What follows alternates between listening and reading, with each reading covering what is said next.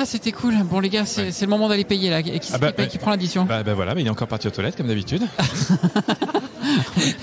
C'est vrai qu'il est jamais là quand il faut payer Thibaut. C'est fou ça. On va pas demander à Yorick de régler pour nous. Par contre, moi, on va peut-être pas payer en bitcoin. Yorick, c'est notre invité. T'as raison. Yorick de Montbine, oui, bien sûr. Allez, effectivement. C'est bon les gars, moi j'ai payé. Comme d'habitude, c'est toujours moi qui rince quand je viens ici. Ah super, mais t'es pas aux toilettes en fait. Super. Bon, de toute façon, on va parler d'argent. T'as payé en bitcoin du coup? Exactement. On va voir avec. Allez, on va voir avec Yorick pour voir comment on va pouvoir s'en sortir de cette addition. Est-ce que vous voyez l'ironie dans tout ça? Vous ne m'êtes tombé dessus que parce que vous avez perdu de l'argent. Personne ne s'interrogeait quand tout le monde amassait des profits. Vous avez juste englouti chaque dollar en action que vous pouviez vous offrir, tant que nous vous retournions 18% de rendement par année. Et en plus, vous pouviez vous vanter de votre génie auprès de vos amis. Mais vous n'êtes pas un génie. Vous êtes un actionnaire. Trench Tech, esprit critique pour tech éthique. Bienvenue dans Trench Tech, le podcast qui aiguise votre esprit critique sur les impacts de la tech dans notre société. Thibaut Lemann pour vous accompagner et toujours accompagné de Mick Lévy et de Cyril Chaudois. Bonjour messieurs. Salut Thibaut. Bonjour à toutes et à tous. Ouais. Bon les amis, faut qu'on se le dise. La déferlante de ChatGPT que nous subissons depuis quelques mois maintenant nous fait oublier que 2023 devait être l'année du Web 3. Cette promesse d'un Internet décentralisé, mais aussi et surtout d'un univers digital plus démocratique, plus social. Mais comment cet univers peut exister sans le nerf de la guerre? L'argent. Car oui, aujourd'hui, nous allons bien parler de flouze, d'oseille, de pognon, de pèse, de fric, de blé, bref, je m'emballe, c'est plutôt de crypto-monnaie. Envoie la moula. L'artiche. Alors, si le concept de crypto-monnaie n'est pas nouveau, on en parlait déjà en 1989, tout de même, le concept a été largement popularisé par le Bitcoin, arrivé en 2009. Durant toutes ces années d'existence, le concept s'est concrétisé, multiplié, au point qu'en 2023, selon CoinMarketCap, nous disait qu'il existe plus de 23 000 crypto-monnaies pour une valorisation de plus de 1000 milliards d'euros. Multiplication des crypto-monnaies, une valorisation à faire tourner la tête et pourtant, il y a comme un brouillard qui entoure l'univers des crypto-monnaies. Comme si, déjà, à travers le terme crypto-monnaie, on nous cherchait à nous cacher la vérité. Attendez. Crypto-monnaie. Crypto, c'est emprunté du grec cryptos. Cryptos, ça se traduit par caché. Il y a donc une affaire de monnaie cachée? Coïncidence? Je ne sais pas. Alors il est temps de dissiper ensemble ce brouillard, de nous retrouver dans cet univers pour ne pas être qu'un actionnaire, comme l'extrait du film Money Monster de Jodie Foster que nous venons d'écouter. Et pour cela, autant le faire avec le meilleur guide qui soit. Il s'agit bien entendu de Yorick de Montbine. Avec lui, nous allons lever le voile sur 3 points stratégiques. Le Bitcoin. Peut-il être une alternative crédible à la monnaie? Blockchain, crypto-monnaie, comment s'y retrouver? Et enfin, revenons-en, Bitcoin, est-ce que c'est une solution soutenable, politiquement, économiquement et écologiquement? Sans plus attendre, il est temps d'accueillir notre invité. Bonjour Yorick. Salut, merci de ton invitation. Merci à toi de nous avoir rejoints. Est-ce qu'on peut se tutoyer? Oui. Alors, si on revient un petit peu sur ton parcours, côté études, tu es diplômé de l'École supérieure de commerce de Paris, la grande ESCP, mais aussi de Sciences Po. Tu es également titulaire d'une science de philosophie. Tu as même fait un passage par l'ENA. Quel parcours! Côté professionnel, tu as enseigné l'économie et les sciences politiques pendant 10 ans à l'Institut des études politiques de Paris, l'IEP pour les intimes. Puis tu es devenu conseiller technique du Premier ministre François Fillon. Tu as aussi fait un tour chez Total et désormais, tu es aujourd'hui magistrat à la Cour des comptes avec le grade de conseiller référendaire. Dans toutes ces activités, tu écris aussi un livre, La philosophie esthétique d'Ayan Rian, mais surtout beaucoup d'articles dans les diverses revues, sites, et tu participes à de nombreuses émissions où tu nous parles de Bitcoin. Quel parcours! Alors on est prêt pour notre grand entretien et commençons avec la première séquence. Qu'est-ce que le Bitcoin? French Tech, esprit critique pour tech éthique. Et oui, Thibaut vient de le rappeler, crypto-monnaie, c'est assez cryptique, forcément, c'est dans le nom. Et finalement, le Bitcoin, c'est un petit peu comme les frites McCain, comme le disait la pub, hein, ce sont ceux qui en parlent le moins, qui le maîtrisent probablement le plus. Alors on est allé chercher le meilleur pour en parler, Yorick. Le 3 janvier 2009, Satoshi Nakamoto crée le Bitcoin.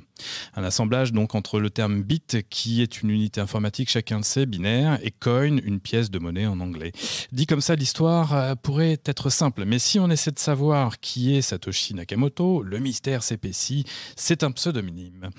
Aujourd'hui encore, nous ne connaissons pas son identité, ou peut-être les identités qui se cachent derrière. Et à l'heure des réseaux sociaux, c'est une prouesse que même les Daft Punk n'ont pas réussi à accomplir. Identité mystère, mode de fonctionnement obscur. Bon, Yorick, on ne va pas tourner autour du pot en 7 ans. Aide-nous s'il te plaît à décrypter ce qu'est cette crypto et nous expliquer son mode de fonctionnement. Oui, alors je peux tenter un petit résumé de ce que c'est que le Bitcoin, mais peut-être un préalable ou un double préalable.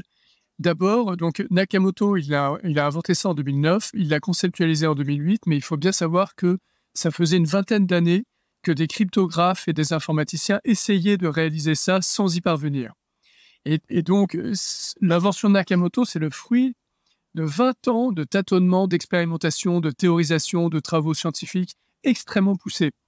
Ça tombe pas comme ça du jour au lendemain, nulle part. Et deuxième préalable, c'est que la première fois qu'on tombe sur une définition de Bitcoin, en général, on est très frustré parce que ça paraît incompréhensible. Et une des raisons pour lesquelles ça paraît incompréhensible, c'est que il est naturel de se demander ce qu'est le Bitcoin. En revanche, il est rare de se demander ce que c'est que la monnaie, ce que c'est que le régime monétaire fiat, ce que c'est qu'une infrastructure de paiement, ce que c'est qu'un protocole open source. Et pourtant, il faudrait commencer par là. On ne se pose jamais ces questions. C'est vrai. Or, si on n'a pas en tête une réponse à ces questions, c'est d'autant plus difficile de comprendre ce qu'est Bitcoin. Mais je peux quand même donc tenter une définition de Bitcoin. À mon avis, il y a deux approches. Et selon sa propre sensibilité, on va accrocher plus ou moins à une des deux approches. Les deux me paraissent justifiées et les deux se rejoignent. Il y a une approche en fait technologique et puis une approche économique. L'approche technologique, c'est une approche protocolaire, fondée sur le protocole informatique. Et l'approche économique, c'est une approche monétaire fondée sur la monnaie ou la quasi-monnaie qu'est le Bitcoin. Donc avant la monnaie, c'est un protocole. D'ailleurs, on distingue les deux, Bitcoin avec un grand B et le Bitcoin avec un petit b. Bitcoin avec un grand B, c'est le dispositif, le système, le protocole. C'est un protocole informatique, donc un dispositif qui permet à des ordinateurs de se transmettre de l'information et des ordres. Et ce protocole-là, il fait fonctionner une infrastructure de paiement totalement novatrice, qui rend possible quelque chose qui n'était pas possible avant son invention. Et c'est quoi ? Cette chose-là, c'est du stockage et du transfert de valeur sans tiers de confiance. Sans tiers de confiance. Les tiers de confiance habituels étant les banques. Voilà.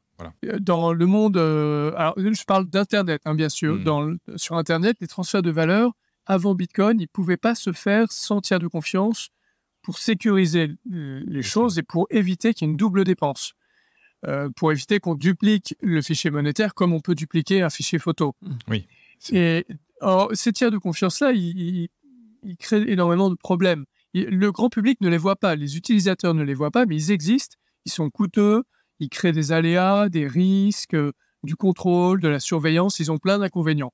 Et là, pour la première fois, avec le dispositif Bitcoin, on a une infrastructure de paiement qui permet de transférer de la valeur sans ces tiers de confiance et donc sans aucun acteur qui ait le pouvoir d'interrompre la transaction, de censurer la transaction pour quelque motif que ce soit.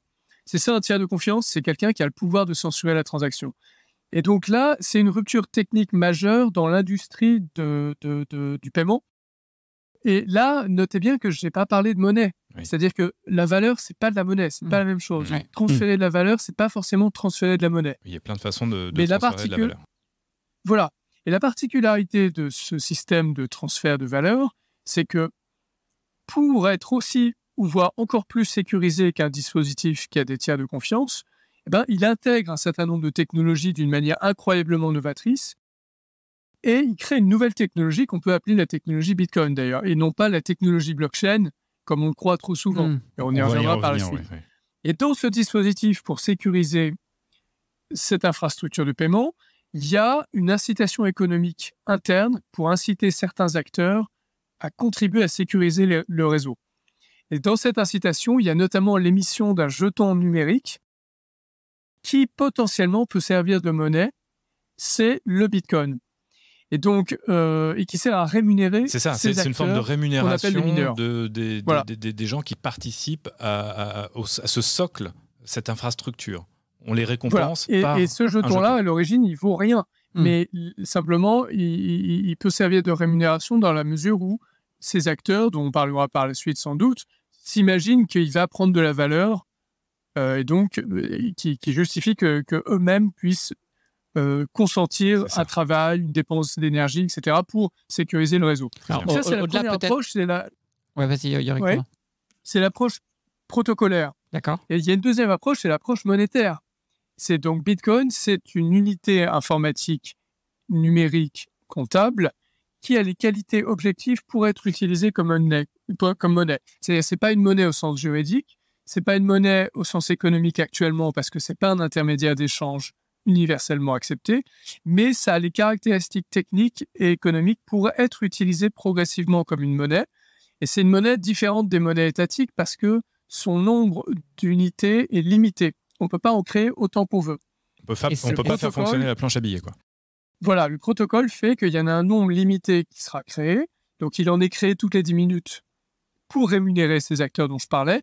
Mais ce nombre d'unités produites est limité à 21 millions. On en est à 19,2 ou 3 millions produits aujourd'hui. Mais ça, c'est une vraie surprise quand même, Yorick.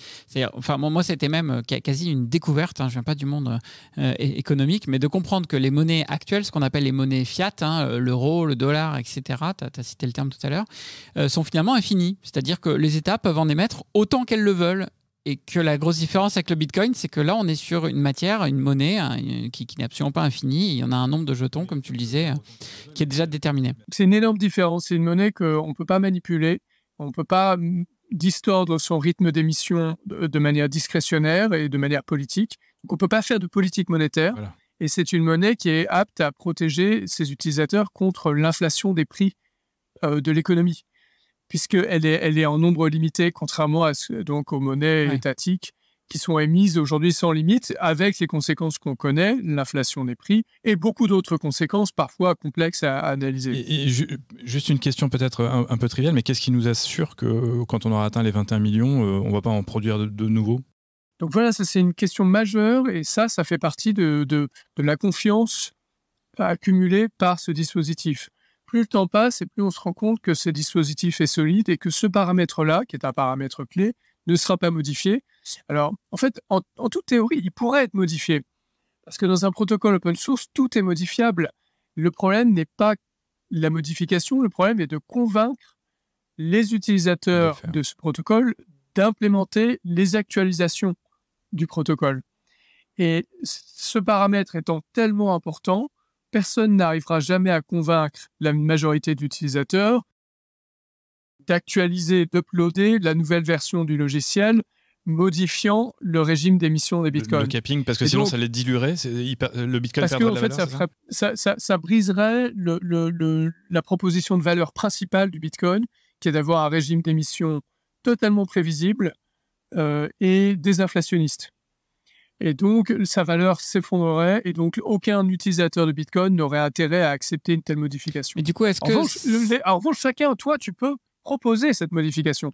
Et si tu trouves 3 ou 4 copains qui sont d'accord pour utiliser ta version de Bitcoin modifiée, créant 50 milliards de Bitcoin, eh ben, vous pourrez faire mumuse entre vous avec votre version de Bitcoin. Mais là, c'est une autre crypto, du coup. Là, c'est que tu as créé une autre crypto-monnaie. C'est ce qui se fait depuis 14 ans. C'est-à-dire qu'il y a ce qu'on appelle des forks. Et ce sont une forme de scission où des gens proposent des modifications du protocole mais n'arrivent pas à convaincre une majorité d'utilisateurs. Et donc, ces versions un peu parallèles finissent par mourir parce que personne ne les utilise. Mais du coup, est-ce que le Bitcoin peut être une alternative crédible aux monnaies étatiques utilisées à travers le monde ? Et est-ce qu'on peut imaginer qu'un jour, le Bitcoin supplante l'euro, le dollar ou peut-être toutes ces monnaies-là d'un coup ? Alors, pas immédiatement. À court terme, c'est inenvisageable parce que ce sont des domaines où il y a des effets d'inertie énormes. Donc, les monnaies étatiques ont un avantage énorme parce qu'elles sont imposées par la loi. On doit payer ses impôts dans ces monnaies. Et puis, on les connaît, on a l'habitude, ça fait des décennies qu'elles existent. Voilà. En revanche, à très long terme, moi, je pense que c'est envisageable parce que je pense que notre régime monétaire aujourd'hui, il est très fragile Et je ne le vois pas continuer comme ça pour toute éternité. Et l'histoire monétaire montre qu'en fait, les régimes monétaires s'effondrent de manière récurrente et sont remplacés, pas parce que les dirigeants le veulent, mais parce que les utilisateurs l'imposent par des monnaies plus fiables, plus solides, plus aptes à remplir leur fonction de monnaie, c'est-à-dire d'intermédiaire d'échanges fiables. Juste un dernier point sur justement le Bitcoin. Donc en préparant cette émission, moi je me suis renseigné un petit peu sur les... Sur Internet, la valorisation du Bitcoin, on est à peu près, enfin, on est au-dessus des 27 000 euros. Vraiment, à ce tarif-là, ça devient compliqué d'en posséder. Alors, comment est-ce que ça peut se produire et comment est-ce que ça pourrait remplacer une monnaie à ce tarif-là ? Donc oui, ça c'est vraiment un point intéressant. D'abord, il y a quelque chose à savoir, c'est qu'une unité de Bitcoin est divisible en 100 millions d'unités. La plus petite unité, on l'appelle le SAT, le Satoshi. C'est en référence au nom du créateur. C'est un peu des centimes, donc, quoi. Ça veut dire que c'est 1 million de fois plus divisible qu'un euro. Un euro, c'est divisible en 100 unités. Un Bitcoin, c'est divisible en 100 millions d'unités. C'est-à-dire que heureusement, on n'est pas condamné à acheter un Bitcoin complet. On peut acheter l'équivalent de 10 euros en SAT. Et si l'adoption du Bitcoin se poursuit, si le cours du Bitcoin atteint 100 000, 200 000, 500 000, 1 million d'euros, eh bien évidemment, le prix d'une bière, le prix d'une voiture, le prix d'une maison en Bitcoin va s'effondrer et tu ne paieras jamais un Bitcoin complet. Tu paieras ta voiture, je ne sais pas moi, 100 Satoshi ou 1000 Satoshi. Un pouillème de Bitcoin. Et donc, il se peut même que l'unité de référence devienne le Satoshi ou une autre unité qu'on pourrait inventer entre les deux. Il y a déjà des projets. Ça, seul l'avenir le dira et ça n'est pas... On ne peut pas le décréter par avant. Bien, je pense qu'on a posé des bonnes bases pour savoir de quoi on parle. Ça sera très utile pour la suite de cet épisode. Et pour le moment, on va faire une petite pause avec Emmanuel Goffi et sa philothèque. Je crois qu'il va nous parler aujourd'hui de cosme éthique ou de l'abolition de la pensée éthique. De la philo, de la tech, c'est philothèque. Emmanuel, dans plusieurs de tes articles et interventions récentes, tu mentionnes la cosme éthique. Tu rajoutes le préfixe cosme à éthique. Est-ce que tu peux nous expliquer de quoi tu parles ? Alors la cosmétique, c'est le Canada Dry de l'éthique. En fait, comme on dit, c'est doré comme l'éthique, mais ça n'est pas de l'éthique. La cosmétique, c'est tout le narratif actuel sur ce qu'on appelle l'éthique de l'IA, et qui convoque le vocabulaire de l'éthique sans jamais vraiment faire de l'éthique. C'est une autre dimension de ce qu'on appelle aussi l'ethics washing, ou blanchiment éthique, et qui consiste justement à utiliser la cosmétique pour dorer son image et afficher une respectabilité éthique. La cosmétique, c'est le discours sur l'éthique à vocation à la fois politique et communicationnelle, un exercice rhétorique qui permet de circonscrire et le débat et le vocabulaire du débat. Ok, mais est-ce que tu peux nous donner un exemple concret ? Je pourrais en donner des milliers, mais le plus illustratif, c'est l'utilisation même du mot éthique en lieu et place de bien. Quand on parle d'une IA éthique, on sous-entend une IA qui serait bénéfique. Alors que si on creuse, le mot éthique, il renvoie à un spectre beaucoup plus large qui va de l'acceptable à l'inacceptable. Du coup, le mot éthique devient un adjectif qui garantit de facto la respectabilité du nom qu'il qualifie. Et cette réduction du mot éthique à un sens extrêmement étroit, elle interdit toute réflexion et permet d'influer plus efficacement sur les comportements. En fait, elle biaise la réflexion au lieu de la dynamiser. On pourrait aussi bien évoquer les différents principes sur lesquels se fonde la gouvernance de l'IA, voire l'utilisation même du mot principe pour qualifier de simples exigences et leur donner une dimension plus noble et donc plus contraignante. On pourrait également évoquer l'IA dite de confiance ou encore l'IA responsable. Mais finalement, quel est le risque avec cette cosme éthique ? N'est-ce pas après tout un premier pas louable vers l'éthique ? Alors, le risque de la cosmétique, c'est principalement l'enfermement dans un discours circulaire, dans un bruit pseudo-éthique qui limite la pensée et empêche les questionnements de fond et donc toute possibilité de trouver des réponses pérennes, aussi imparfaites soient-elles.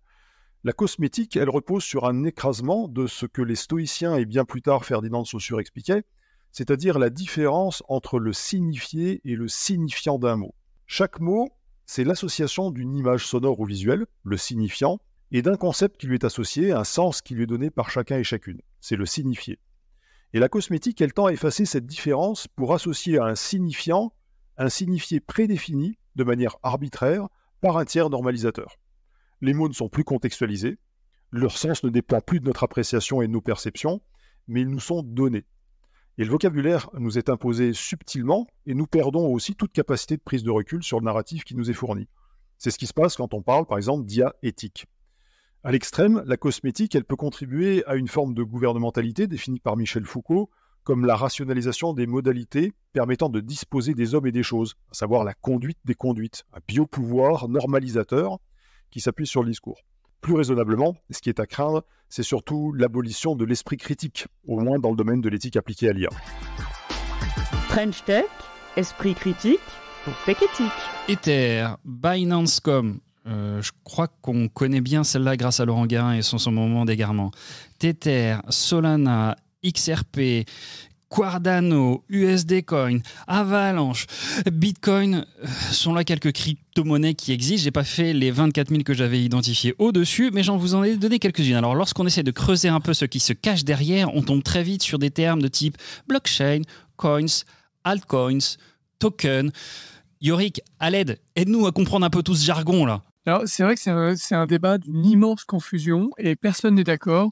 Donc moi, je suggère de ne pas trop faire confiance à ce que je vais vous dire. Ça commence bien. On a des invités de référence, nous. Ce qui est important, c'est vraiment de multiplier les points de vue là-dessus et de faire attention aux nombreux biais qui existent dans cette industrie. Parce qu'il y a des biais idéologiques, et il y a des biais d'intérêt financier, il y a du marketing, tous azimuts. Et donc, c'est très facile de partir sur de mauvaises pistes sans prendre en compte des contre-arguments. Moi, je vais simplement donner ma vision, mais voilà, c'est pas la seule qui existe.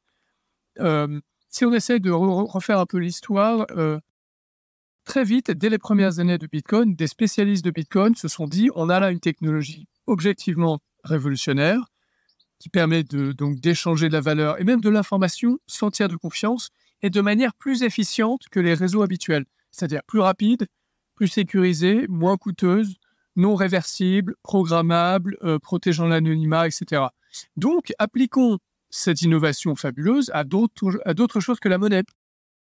Appliquons-la à des processus juridiques, financiers, industriels, en tout genre. Ça nous amène les smart contracts, voilà, tout ce on va courant-là. programmer tous ces dispositifs pour améliorer l'efficience de nombreux processus de l'économie. Et on va créer donc des blockchains. Donc une blockchain, c'est le registre distribué dans lequel sont enregistrées toutes les transactions qui sont faites au fil du temps.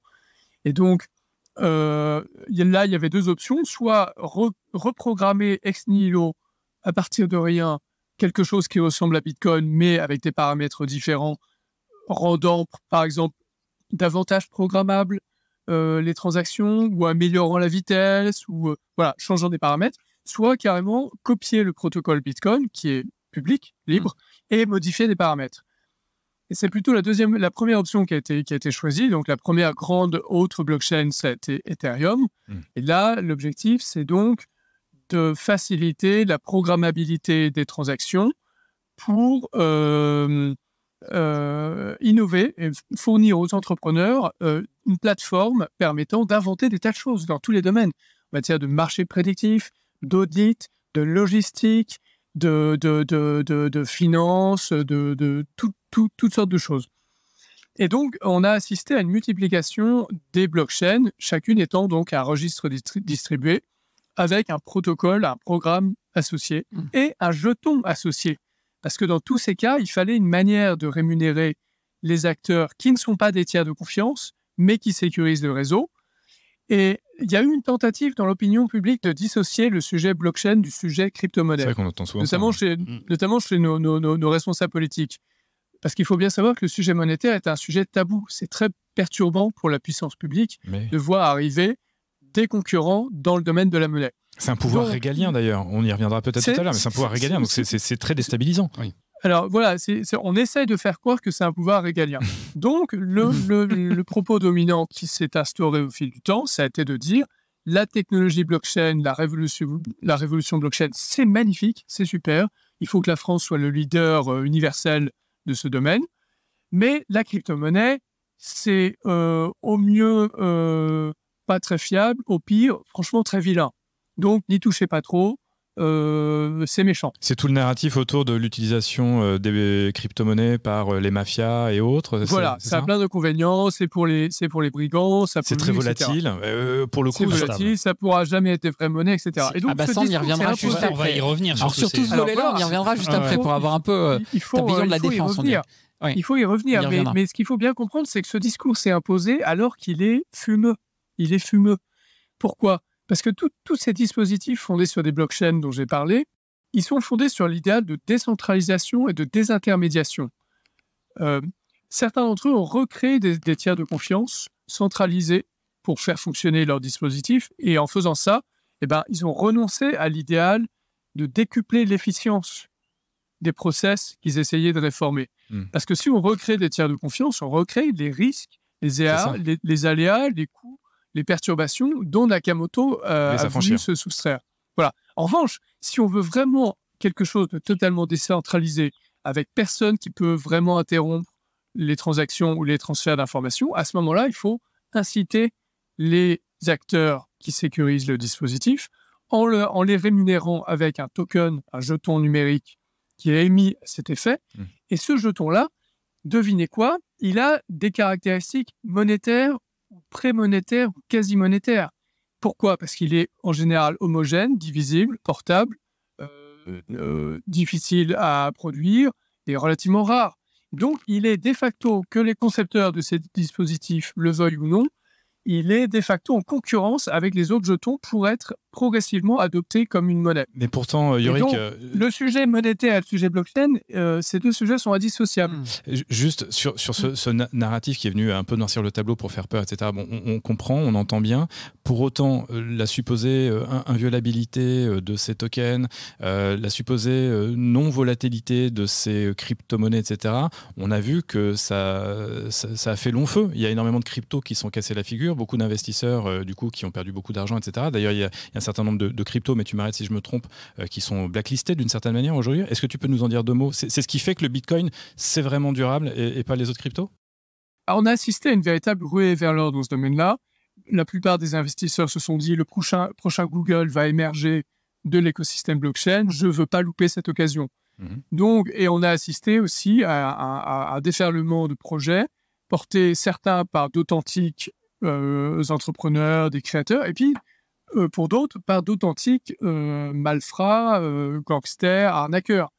Et donc, une grande partie de ces projets sont en fait des arnaques ou des choses extrêmement fragiles qui tentent de se démarquer des principales blockchains et qui, en fait, n'arrivent pas à apporter quelque chose de nouveau et qui finissent par s'effondrer parce qu'ils sont mal conçus, parce qu'ils ne sont pas assez sécurisés, parce qu'ils ne rendent aucun service. Donc, en fait, une bonne partie des critiques qu'on entend sur le monde de la crypto est relativement justifiée de ce point de vue-là. On va repasser, Yorick, désolé de te couper, on va repasser par toutes ces rumeurs par rumeur autour de la crypto dans le dernier point, mais au fait, ce que j'aimerais, si tu me le permets, d'essayer de recentrer un peu le sujet, c'est quand moi je regardais, alors justement en préparant l'émission, le rapport 2022 du Global State of Crypto, on nous dévoile que l'Indonésie et le Brésil ont le plus haut taux d'adoption des crypto-monnaies, environ 41%. On voit que la France aussi a une place qui n'est pas non plus mauvaise, puisqu'on est à la 4e place de l'adoption des crypto-monnaies. Et globalement, quand on essaye de faire un petit peu le tour autour de tout ça, 40% des déclarants disent posséder des crypto-monnaies en France, en Allemagne et au Royaume-Uni. En fin de compte, dans des pays qui peuvent être soumis à quelque chose de stable, quoi.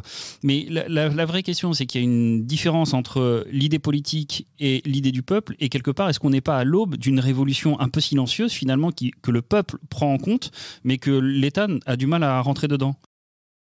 Oui. Alors, sur la France, le 40%, il me paraît élevé. Je me demande s'il ne s'applique pas à une certaine catégorie de répondants. Ils possèdent des cryptos en France. En France, c'est pas les 40% des Français qui possèdent des cryptos, c'est les 40% des gens qui possèdent des cryptos en France. C'est pas les Français. 40% des gens qui possèdent des cryptos dans le monde sont en France ? Déclarent posséder des crypto-monnaies en France, en Allemagne et au Royaume-Uni. D'accord. Bon. Alors, il y a plusieurs enquêtes là-dessus. La plus récente, c'est celle de KPMG et la DAN, qui donne un chiffre un peu différent, mais relativement élevé quand même. Et effectivement, pour rejoindre ton idée, cette adoption se fait contre l'avis des dirigeants et elle progresse malgré le déferlement, le déluge incessant d'attaques, de contre-arguments, de calomnies sur Bitcoin et sur les cryptos.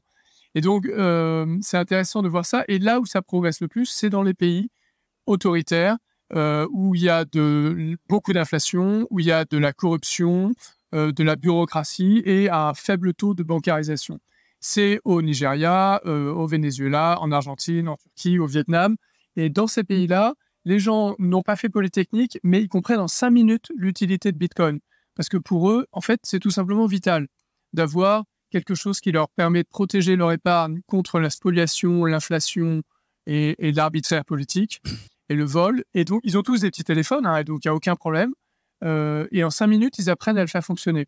Et nous, 14 ans après, on rame parce qu'on a aussi des régimes bancaires et politiques plus fiables. Malgré tous leurs défauts, effectivement, ils sont plus fiables qu'au Nigeria. Ouais. Donc, on sera les derniers au monde à piger ce que c'est. Est-ce que tu crois qu'il y a une révolution par le peuple qui est en train d'émerger, en fait ?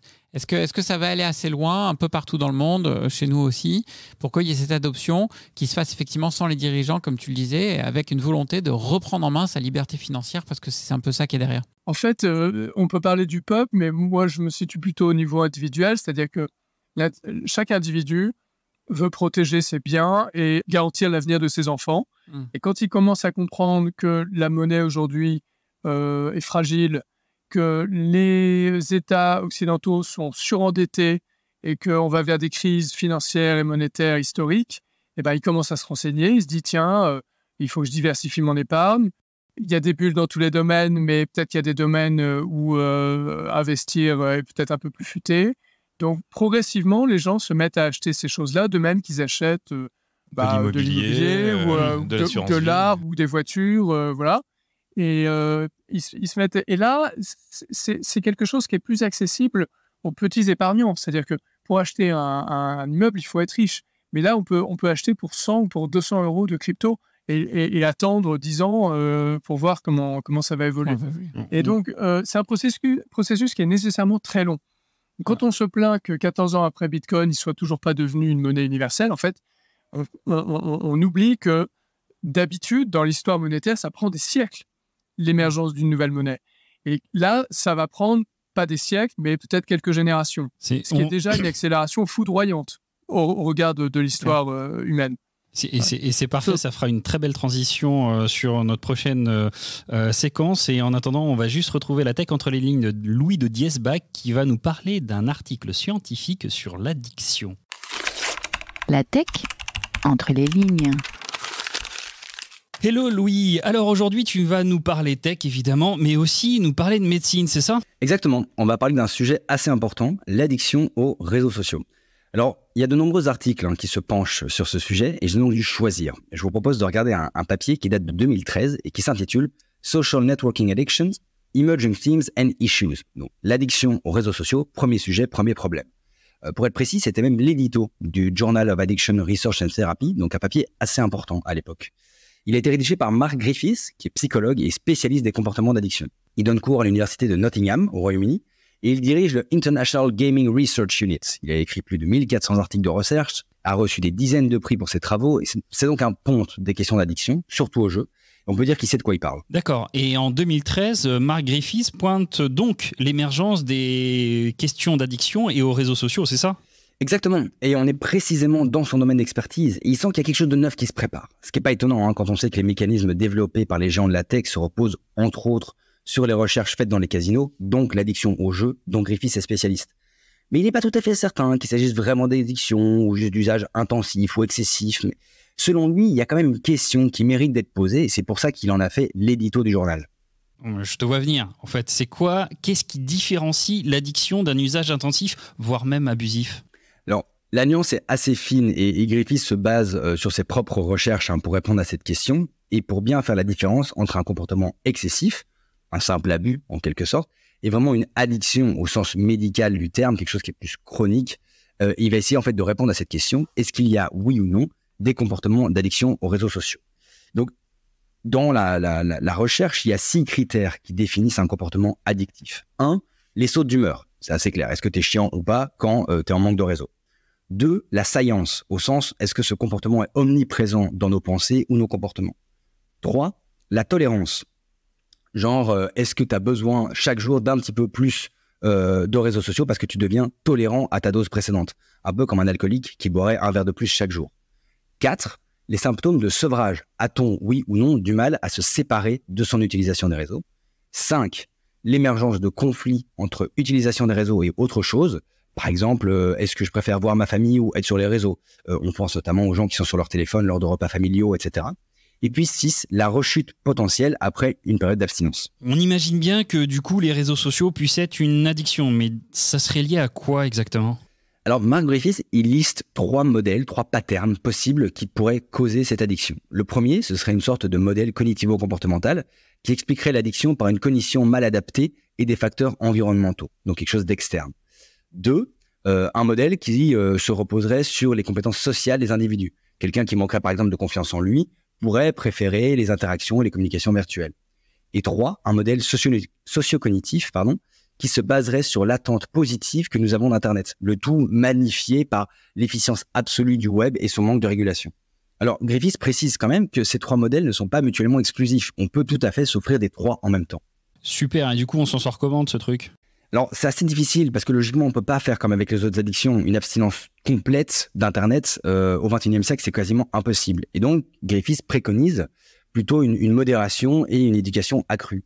Mais on s'en doute, c'est carrément plus difficile. Moi, j'aime bien cette phrase de Saint-Augustin qui disait « L'abstinence totale est plus facile que la parfaite modération ». Autrement dit, potentiellement, ce serait plus dur de sortir de l'addiction aux réseaux sociaux que l'addiction à l'alcool. Ok, Louis, mais cet article, il date de 2013. Aujourd'hui, on en est où exactement? Effectivement, on est plus de 10 ans plus tard, donc difficile de vraiment faire un état de l'art complet aujourd'hui, mais l'addiction aux réseaux sociaux est, dans la culture populaire, considérée comme actée. Et en 2023, la computer addiction fait partie des domaines de recherche du fameux Journal of Addiction Research and Therapy. Il y a également de nombreux articles, dont je parlerai peut-être plus tard, qui relèvent les bénéfices et les inconvénients des réseaux ainsi que leur dimension addictive. Il faut cependant noter que le DSM, qui est le manuel de référence des troubles mentaux et psychiatriques, ne liste pas, dans sa dernière version, les réseaux sociaux comme étant un potentiel comportement addictif. Alors, hasard du calendrier ou non, cette dernière édition du DSM date également de 2013, comme le papier de Griffiths. À voir comment ce sera traité dans la prochaine version, mais ce qui est certain, c'est qu'il y a encore pas mal de choses à analyser et pas mal de boulot. French Tech, esprit critique pour Tech Éthique. Bon, Yorick, faut pas se mentir, il y a un petit cercle de personnes qui croient fort aux crypto et au Bitcoin en particulier, mais il y a aussi beaucoup de détracteurs. Alors ça ne veut pas dire que les pionniers ont forcément tort, mais en tout cas, ça interroge. Alors certains pensent qu'on est face à une grosse arnaque, une espèce de pyramide de Ponzi à l'échelle planétaire. D'autres pointent l'extrême volatilité du Bitcoin. Rappelons qu'il a perdu 3,5 fois sa valeur en un an, entre novembre 2021 et novembre 2022, son plus bas historique. Et certains autres le réduisent à un outil de spéculation inadapté à un usage étatique tel qu'on en a parlé avant. Bon, pour arranger le tableau, le Bitcoin est régulièrement pointé du doigt pour sa consommation d'énergie démesurée et donc pour son insoutenabilité technologique. Alors justement, sur cet enjeu environnemental, c'est un peu le défi du millénaire qui n'aura échappé à personne. Est-ce que le Bitcoin, effectivement, est véritablement soutenable écologiquement quand on connaît sa consommation démesurée en électricité, en énergie? Alors, c'est vrai qu'il y a tous ces inconvénients qui sont listés en permanence. Mais je pense qu'avant d'y répondre un par un, et de toute façon, on n'aura pas le temps de le faire, il y a un préalable qui est de resituer ce débat dans le contexte plus général sur la monnaie. C'est-à-dire que la dernière chronique parlait d'addiction. Et en matière monétaire, cette addiction joue beaucoup en ce moment, puisque nos sociétés sont devenues complètement addictes à l'expansionnisme monétaire. C'est-à-dire que toutes nos structures sociopolitiques reposent sur le monopole de la monnaie par les États et par l'émission de monnaie sans limite pour financer les États-providence à travers la manipulation des taux d'intérêt par les banques centrales. Tu fais référence notamment à ce qui s'est passé pour la pandémie, le fait de soutenir l'économie en produisant... Alors, on n'a pas forcément produit la monnaie pour ça, mais tu fais référence à quoi exactement pour que tout le monde comprenne? Alors, en fait, c'est encore plus visible dans les événements exceptionnels comme la crise financière de 2008. ou l'épisode Covid, puisque là, les banques centrales se mettent en scène, elles prennent une posture de sauveur de l'humanité, en disant si j'étais pas là, ce serait l'apocalypse. Regardez, je vais créer plein de monnaie et ça va sauver l'humanité. Donc là, elles se mettent elles jouent un rôle. Mais ce phénomène existe en temps normal, même en dehors de ces périodes de crise. Ce phénomène, qu'est-ce que c'est ? C'est que les États, aujourd'hui, sont surendettés, ils sont en déficit permanent, et ils ne pourraient pas se financer à des taux soutenables si les banques centrales ne créaient pas de la monnaie de manière artificielle par des circuits extrêmement complexes, en passant notamment par le crédit bancaire distribué par les banques commerciales. Mais il faut bien comprendre que nos structures sociopolitiques ne tiennent que par ce dispositif. Ouais, mais Yorick, sur la partie... de la monnaie fiat et de l'expansionnisme monétaire, qui est nouveau dans l'histoire de l'humanité. Il faut bien comprendre que ça date du XXe siècle. Pendant des siècles, la civilisation s'est développée sans cette armature monétaire, avec des monnaies qui étaient librement choisies par les utilisateurs, notamment les métaux précieux, même si, au cours des siècles et des millénaires, elles ont été progressivement appropriées, réglementées et monopolisées par les États. Ouais. Mais donc, il faut bien comprendre ce contexte dans lequel on est. Là-dessus arrivent Bitcoin et les crypto-monnaies. Traumatisme absolu pour les partisans du dispositif actuel. Traumatisme vital. C'est-à-dire qu'une partie de nos structures sociopolitiques sont questionnées et menacées par l'irruption du Bitcoin qui propose un autre modèle. Mais attends, Yorick, pardon, mais sur l'enjeu environnemental, j'ai lu que le monde utilisateur du Bitcoin, c'est ça. J'ai lu que c'était entre 20 et 100 millions de personnes dans le monde, environ 1,4% de la population mondiale, on va dire. Quand la consommation du Bitcoin, c'est 0,56% de l'électricité mondiale. Donc tu as un déséquilibre fou, quoi. Alors, il faut bien comprendre que face à ce traumatisme que représente l'irruption des cryptos, tous les arguments sont bons pour le contrer. Tous les arguments de mauvaise foi, de désinformation absolue sont bons. Donc ces chiffres sont faux. Ça ne pollue pas. Le sujet environnemental, c'est la désinformation absolue, mais les autres sujets aussi. Donc simplement, le bullshit prend toujours 1 seconde à émettre, mais prend beaucoup plus de temps à réfuter qu'à émettre. Et donc il y a énormément de littérature dessus. Disponible pour ceux qui veulent faire l'effort de se renseigner. Mais je peux essayer de le faire en quelques phrases. Sur le bilan environnemental du Bitcoin, si on voulait discuter sérieusement de ce bilan, premièrement, il faudrait le comparer à celui d'autres industries, notamment l'industrie bancaire et l'industrie des banques centrales, l'industrie monétaire mondiale. Personne ne le fait. Et pourtant, l'industrie bancaire, celle qui distribue la monnaie, c'est donc des milliers, des dizaines, des centaines de milliers d'immeubles dans le monde, des millions d'employés, enfin, bref, qui prend en compte ce bilan environnemental? Il y a des gens qui commencent à le faire, mais curieusement, les médias n'en parlent pas. Deuxièmement, il faudrait prendre en compte pas seulement le coût environnemental du Bitcoin, mais le bienfait du Bitcoin, le bienfait sociétal, civilisationnel et environnemental du Bitcoin. C'est-à-dire, qu'est-ce que le Bitcoin va changer s'il devient une monnaie mondiale en termes de fonctionnement de l'économie, d'exploitation des ressources naturelles, de comportement de consommation. Ça serait quoi le bienfait environnemental du Bitcoin? Tu parles des externalités positives du coût du Bitcoin. Il y a 2 choses. Il y a le minage et il y a la structure de consommation qu'engendre une monnaie désinflationniste. Sur le minage, c'est celui sur lequel se braquent toutes les critiques. C'est donc ces acteurs qui font des calculs cryptographiques massifs, intensifs pour sécuriser le dispositif et qui consomment d'énormes quantités d'électricité. Donc, on calcule leur consommation d'électricité et on en conclut que c'est très vilain. Dans les faits, c'est beaucoup plus compliqué que ça, parce que d'abord, une énorme partie de cette électricité est produite à partir d'énergies renouvelables et à partir de surplus énergétiques qui ne sont pas consommés, qui ne trouvent pas de débouchés en temps normal. Et les mineurs sont très mobiles, peuvent se débrancher facilement du réseau, contribuent dans certains cas à équilibrer les réseaux électriques, notamment au Texas, et contribuent à rendre rentables des dispositifs de production d'électricité fondés sur des ENR qui ne seraient pas rentables sans lui. Mais à l'inverse, je lisais que... Tu vas me dire que c'est peut-être faux, je ne sais pas, tu vas me dire. Mais la Chine a interdit le minage de Bitcoin sur son territoire en 2021, justement pour ces raisons-là. Même année, il y a eu des méga pannes d'électricité un peu partout en Iran à cause des fermes en Bitcoin qui consommaient énormément d'électricité dont ne pouvaient plus bénéficier en fait les citoyens. Enfin, c'est assez courant quand même que la Chine interdise des trucs en avançant des arguments qui ne sont pas forcément... Ça, c'est absolument n'importe quoi. On est complètement dans le bullshit véhiculé par les opposants au Bitcoin. C'est-à-dire que mais c'est vérifiable alors cette histoire-là. La Chine a interdit le Bitcoin pas pour des raisons environnementales, évidemment. Ils se fichent totalement de l'environnement. Ils l'ont interdit pour des raisons économiques, politiques, parce qu'ils ont un agenda monétaire, ils mettent en place une monnaie numérique, et puis c'était des intérêts industriels. Il y a de la corruption à tous les niveaux en Chine. Enfin bref. Et sur les mégapanes en Iran, le minage a repris en Chine depuis cette époque. Il commence à reprendre. Ouais. Et ensuite, en Iran, alors c'est plutôt un autre pays qui a fait l'objet de cette critique, c'était le Kazakhstan. En fait, à court terme, on peut toujours identifier des phénomènes choquants ou étonnants. Voilà. Mais ce qui compte, c'est comment ça se passe à long terme.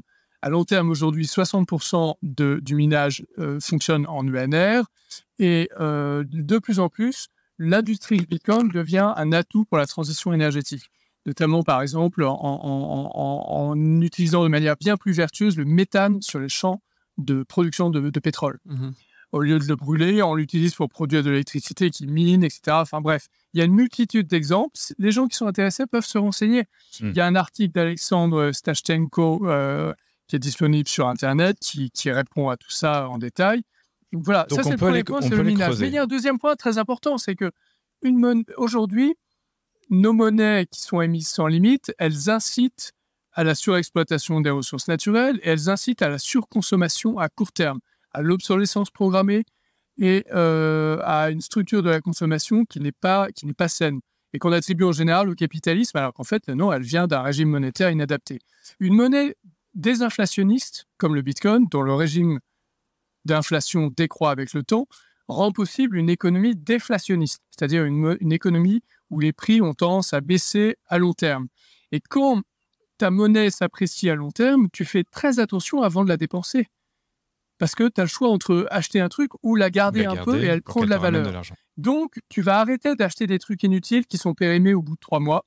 Et quand tu es un investisseur, tu vas arrêter de prêter tes sous à des projets fumeux qui détruisent l'environnement et qui servent à rien. Donc là, attention.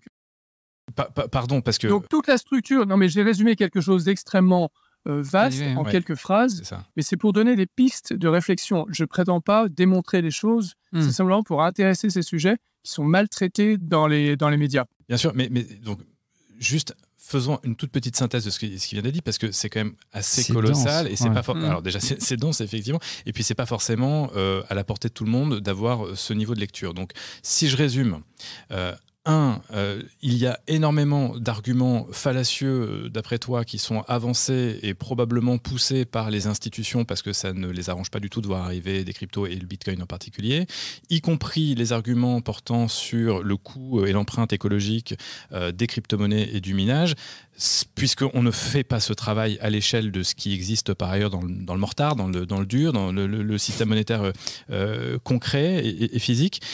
Mais la soutenabilité, en quelque sorte, du Bitcoin n'est pas que sous l'angle de son empreinte environnementale, c'est aussi précisément sous l'angle de son acceptabilité par la société. Et la société, c'est à la fois le citoyen. On a déjà évoqué la question, est-ce que c'est un projet citoyen ou est-ce que c'est un projet plutôt gouvernemental, donc c'est du bottom-up ou pas. Et là, ce que l'on entend, donc à travers ce que tu viens de nous dire, de ce que j'essaie de synthétiser, c'est que ce n'est pas dans l'intérêt des États, ce n'est pas dans l'intérêt des institutions financières que le Bitcoin devienne le système monétaire d'un pays ou international. Et pourtant, il y a certains pays qui ont commencé à l'utiliser. Donc, à quel point on peut s'attendre à ce qu'un jour, Bitcoin devienne véritablement le nouveau standard? Alors, ça aussi, c'est une question très vaste. Il y a des inconvénients temporaires, comme la volatilité, qui est un inconvénient réel, sérieux, problématique, mais parfaitement transitoire et logique, qui devrait, à mon avis, s'atténuer à mesure que l'adoption se poursuivra et que le prix augmentera. C'est mécanique. Parce que la part relative du Bitcoin dans les marchés financiers mondiaux augmentera, donc il sera moins vulnérable à des chocs de demande extérieure. Voilà, c'est résumé, mais c'est ça le raisonnement. Donc ça, c'est un inconvénient transitoire. En revanche, il y a effectivement l'inconvénient que tu soulignes, c'est-à-dire que les États, s'ils n'y ont pas intérêt, est-ce qu'ils vont laisser faire? Est-ce qu'ils ne vont pas tout faire pour torpiller ces projets? Eh bien si. Et c'est ça qui se passe en ce moment. Ils font tout ce qu'ils peuvent pour freiner et ils ont eu la peau du projet de Facebook. Ils peuvent très facilement, Libra. Ils peuvent très facilement tuer la plupart des crypto-monnaies parce qu'elles sont beaucoup moins décentralisées que Bitcoin. Elles ont des créateurs identifiés, etc. En revanche, Bitcoin, c'est plus compliqué. Plus le temps passe et plus les États se rendent compte que ça va être difficile de tuer Bitcoin. Et moi, mon pronostic, c'est que dans quelques générations, de plus en plus d'États se rendront à l'évidence qu'ils n'ont pas le choix. Ils n'ont pas le choix. C'est-à-dire que c'est ce qu'on voit dans l'histoire économique. Très souvent, les États font tout ce qu'ils peuvent pour freiner des évolutions par toutes sortes de moyens réglementaires et fiscaux. Et puis ensuite, en fait, le réel s'impose à eux. Le réel s'impose à eux. Et ils finissent donc par switcher du jour au lendemain et adopter le réel. Et c'est ce qu'a fait le Salvador. Et justement, là, tu rebondis bien parce que le Salvador aujourd'hui, il y a quelques temps, donc il a pris le Bitcoin comme monnaie, ou du moins il a intégré la Bitcoin comme une monnaie potentielle d'échange, et il en est revenu, en fait, du moins dans l'article que moi j'avais lu, avec une perte de 57 millions de dollars. Non. En fait, il l'a fait en 2021, et ensuite il s'est pris l'effondrement du cours. Donc ça a été compliqué. Mais en fait, le pays est en transformation complète, avec un président un peu original qui a notamment anéanti la criminalité et qui récemment a remboursé des tranches d'emprunts internationaux en avance, ce qui lui a valu une amélioration de sa notation par une agence de notation internationale. Donc là encore, on est dans la désinformation complète sur le Salvador. En fait, les choses ne se passent pas mal, elles semblent progresser, et il faut plusieurs années pour tirer un bilan de cette expérience. D'accord. On ne peut pas tirer le bilan au bout de 2 ans, ça n'a pas grand sens. En revanche, pour la Centrafrique, ils s'y sont pris d'une manière très confuse, et donc là, c'est la pagaille, ça n'avance pas, c'est n'importe quoi. Et donc, ce qui va être intéressant, c'est de voir dans les années qui viennent quels vont être les prochains pays à tenter l'expérience. Il n'y en aura pas forcément beaucoup, ça ne va pas forcément se faire très vite. Ça sera sans doute des petits pays un peu audacieux.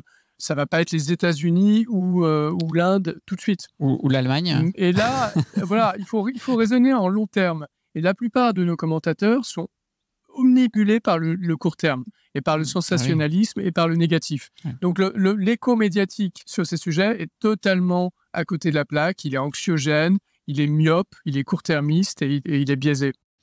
Merci beaucoup Yorick pour tous ces éléments, pour tout ce partage. Une fois de plus, on se dit que ça passe très très vite nos épisodes. Ils font 1 heure, ce qui est beaucoup pour un podcast, mais c'est à chaque fois pas assez pour aller au fond de ces sujets. En tout cas, merci beaucoup d'avoir éveillé notre esprit critique sur ces délicates questions de la monnaie et sur ces éclaircissements autour du Bitcoin. Il y a de la matière pour réfléchir après l'épisode, je vous confirme. C'est sûr. On se retrouve très vite. Vous pouvez retrouver notamment Yorick en particulier sur YouTube où tu es assez actif. Et Yorick, on te dit à très bientôt et merci beaucoup pour cet échange. Merci Yorick. Merci, à bientôt. À bientôt Yorick. Au revoir. French Tech, esprit critique pour Tech et Tech. Bon voilà un épisode où, comment dire, on va pas sortir insensible de tout ça. Moi je pense à tous nos auditeurs et nos auditrices qui ont dû se dire waouh, mais qu'est-ce qui se passe là, c'est un épisode de complotiste ou quoi avec tout ce qu'il a envoyé On va se calmer effectivement tous derrière les micros et les écouteurs. Résumons.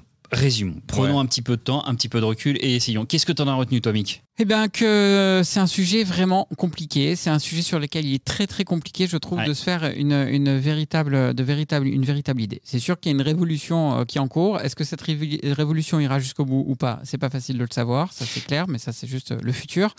Mais surtout, est-ce que cette révolution est bonne ou pas ? C'est quand même très compliqué, et notamment alors sur l'empreinte environnementale. Honnêtement, moi je me suis beaucoup documenté sur le sujet, j'ai beaucoup lu, on entend tout et son contraire. Comme à chaque fois sur ce sujet.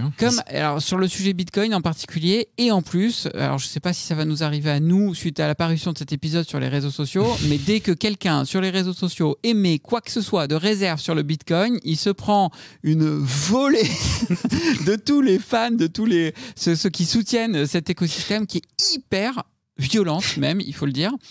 Donc c'est vraiment difficile de se faire son idée là-dessus. J'ai comme le sentiment qu'on revient un peu à l'époque où on a essayé de mesurer l'impact écologique du digital et où on arrive à avoir des chiffres de 4 grammes de CO2 par email ou avec des chiffres surprenants. Et aujourd'hui, un peu comme nous disait l'ADEME, on apprend un peu en marchant au final. Et donc, est-ce que c'est pas ça le fond du débat ? On est bien dans un domaine où il est très difficile d'avoir une mesure fiable et sur laquelle tout le monde est d'accord autour de l'empreinte environnementale. Et sur la critique rugueuse de celles et ceux qui seraient des fans entre guillemets de Bitcoin, en tout cas des pro-Bitcoin, on en a eu un exemple quand même là, parce que Yorick, avec beaucoup d'intelligence, avec beaucoup de distance aussi, et d'ironie, nous dit finalement, oui, le Bitcoin, ça fait bouillir les océans, etc. Non, bon, alors il y a la logique environnementale, et surtout, il nous dit que peut-être que le nerf de la guerre sur toutes ces critiques, dont il dit, lui, qu'elles sont infondées et qu'elles sont guidées par ceux que le Bitcoin dérange, à savoir les États, les institutions financières, eh bien, ça serait peut-être à cause d'un fait qui, moi, m'a vraiment marqué. Il nous dit, le Bitcoin, c'est un système déflationniste, et un système déflationniste, ça permet une augmentation de la valeur de ta monnaie, et donc quand ta monnaie prend de la valeur, eh ben, tu arbitres plus difficilement entre la dépenser pour consommer ou la garder pour qu'elle continue de prendre de la valeur. Et donc, peut-être, en creux, ce qu'il nous dit, c'est Bitcoin peut être une solution qui vient se télescoper avec le système de consommation. Et ce qui irait dans le sens d'une argumentation de ça n'arrange quand même pas grand monde de ceux qui sont au pouvoir actuellement, quels qu'ils soient. Bon, et c'est là que ça devient dérangeant, parce que intellectuellement, on peut se projeter, on peut faire cet exercice de pensée, mais il n'y a rien qui le prouve, tout comme il n'y a rien qui prouve le contraire. Et donc, voilà, on a quelque chose d'extrêmement puissant là, mais on ne sait pas quoi en faire. Ce qui est indiscutable, c'est que ça gêne les États. Ça, c'est évident que les États ont une maîtrise de tout ce qui se passe grâce aux banques centrales, grâce aux monnaies étatiques et grâce à un équilibre qui se crée plus ou moins maîtrisé, plus ou moins fiable entre les différentes monnaies étatiques, le dollar, l'euro, etc. Et qui, en société occidentale, nous va très bien, parce qu'il l'a rappelé lui-même. On en profite en réalité beaucoup, donc pour les sociétés occidentales. Donc effectivement, c'est sûr que ça gêne les États.